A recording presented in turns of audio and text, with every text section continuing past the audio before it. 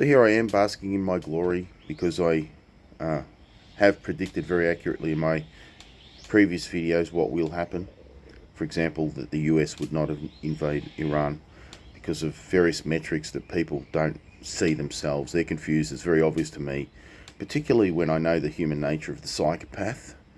Additionally, the state, like as a tradesman, we're in high vis all the time. The decline of the West when it comes to efficacious productivity. You got to remember, back in the 70s, when technology was nowhere near as advanced as it is today, a single man could raise a family. Now, both working couples can't even get a roof over their head. Forget about kids. So you can see what's happened in the West. We've got useless feeders who probably don't even know that they're useless feeders. They're sitting in offices doing useless red tape work. Just women are in there because they can't build anything. What do you do when you win Tatslotto? Do you buy red tape? Do you buy lectures by intersectional feminists? No, you go out and buy stuff that men did. A freaking house. You buy a freaking Ferrari. You buy stuff, all right? And when the economy is loaded with these useless feeders who do nothing but administrative work, you can see what's going on. And that's why the West is collapsing, and also why, it's like the old Soviet Union was horribly inefficient. They used to say, they pretend to pay us, we pretend to work. So there's no, but anyway, these things are very obvious. But so in my last video I said, okay, inevitability next is Russia's going to mount a major offensive come this spring and summer, if not it already. It's no rocket science either. A lot of people are saying it. It's not one of those things that I can see very clearly that people can't. It's very obvious it's coming. So the question is, how would I, if I was Russia, conduct this offensive to collapse the barely capable Ukrainian forces supplied by the barely capable West? Well, first of all, let's talk about the Taurus missile from Germany. That's all they've got left, is about 150 of these things to supply Ukraine with, because they've got nothing else. Okay, this is a weapon designed to strike deep into Russia. Now, what's the problem with that? They're at war with Ukraine. Why can't we? Well, that would validate Russia striking deep into Europe, because they're supplying Ukraine just as Russia is supplying the Donbass regions and other regions that their indigenous Russians live in. So if one side's allowed to do it, both sides have to do it. Otherwise, Russia's fighting with one arm tied behind their back. So this is escalation by Europe, by the West. And how would I react to that? Well, I would strike with a Kinzhal missile or something like that at a factory that builds Leopard tanks or Taurus missiles in Europe. But I wouldn't strike the elites, because, as I said, I know psychopaths pretty well, and elites don't care about the people they rule and subjugate. They're just cannon fodder. They don't care how many die in a war. In fact, a lot of the military weapons designed by the West are all about attack. There's no defense, because they don't care about preserving their own soldiers' lives, and they don't have defensive missile system. As you know, it's pathetic. The Patriot can't even defend itself, as they say. So, with that in mind, that's one of the reasons why they can't win the war in Russia, with this complete contempt for the lives of their own soldiers. Now they've lost all their soldiers too. Not only have they lost all their weapons through bad inefficiencies and rorting, but they've also lost their soldiers, because they're all dead.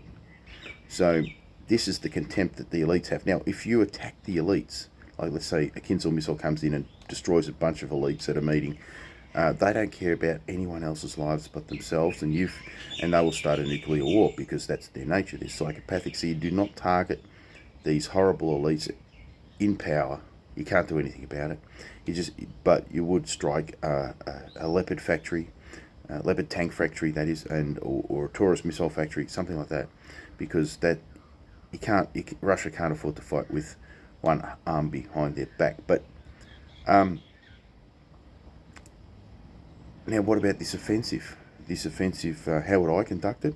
Well, obviously cannon fodder, throwing meat waves, as they say, in a major offensive is a good way to saturate the opposition until they collapse. Is a good way to lose soldiers' lives.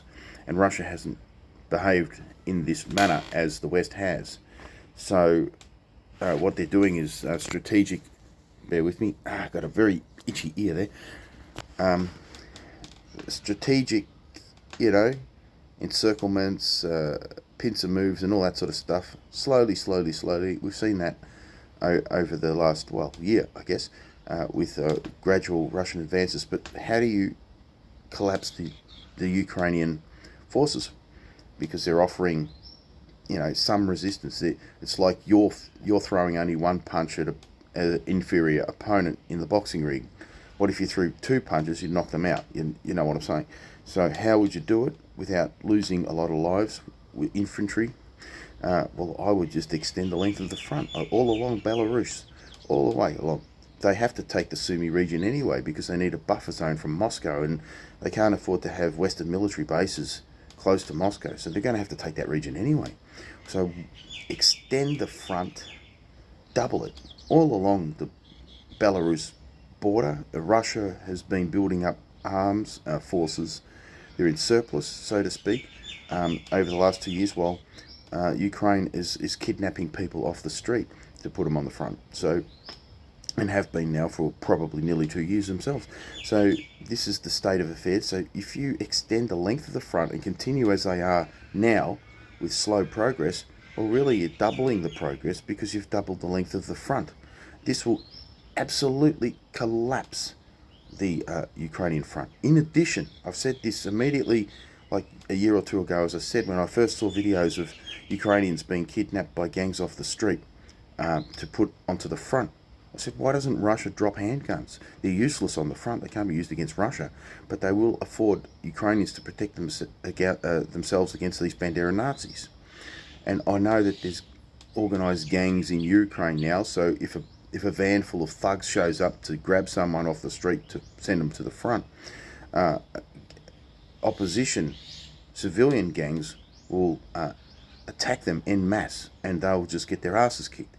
So this could have been happening now for a year or two if Russia just parachuted boxes of handguns, or one handgun at a time with ammunition, so that the civilians can protect themselves against these Bandera Nazis, because there's nothing more patriotic than getting kidnapped like a hostage and forced into a trench on the front to die deliberately. Yeah, that's fantastic. Yeah, the Ukrainian people want that. Yeah, sure.